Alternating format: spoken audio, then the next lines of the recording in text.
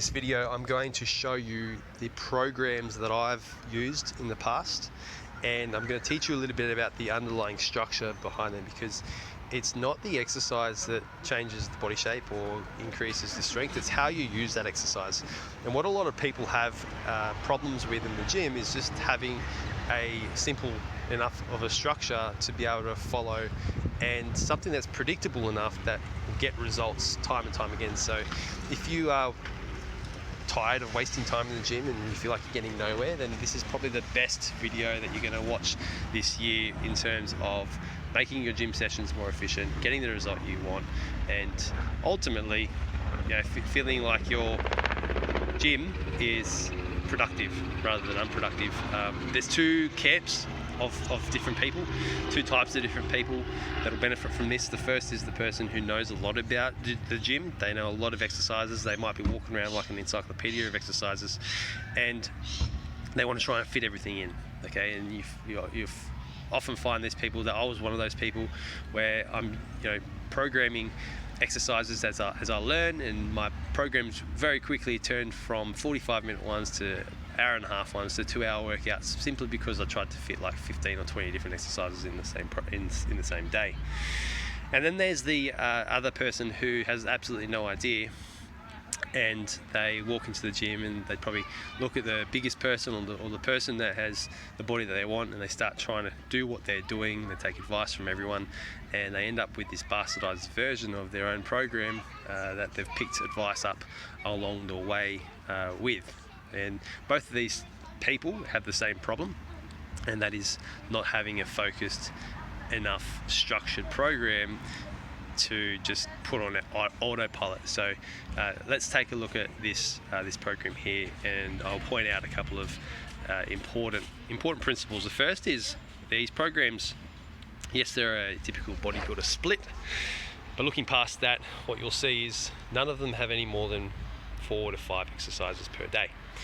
They are main big compound exercises. Very few of them will be isolation exercises, and this is just because big compound movements have a bigger bang for buck.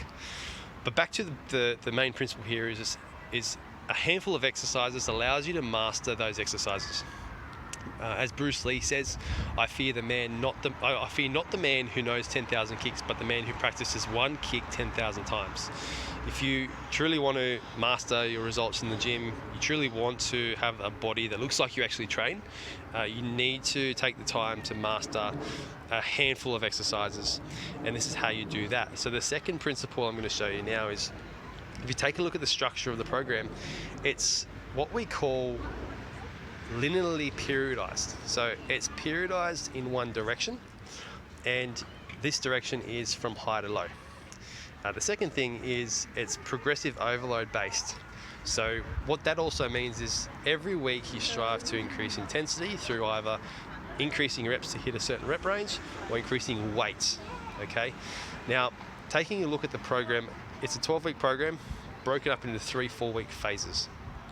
The rep range in the first 4-week phase is 10 to 12.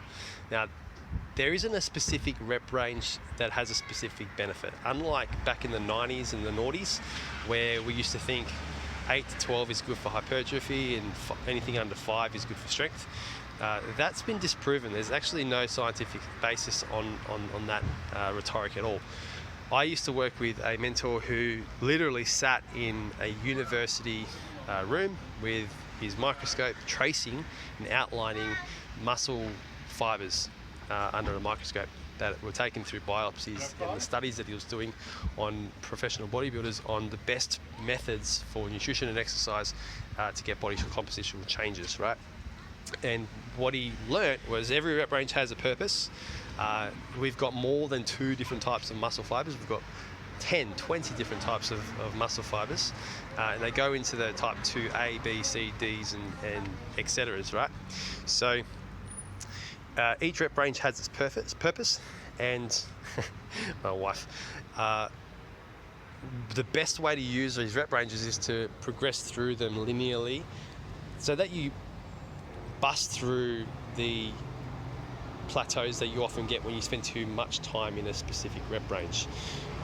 This way also saves you from injury, because if you're spending too much time in those low rep ranges, your body's ability to recover diminishes. So this is what we call a linearly periodized progressive overload program, and back in my dinosaur day I had to use a spreadsheet.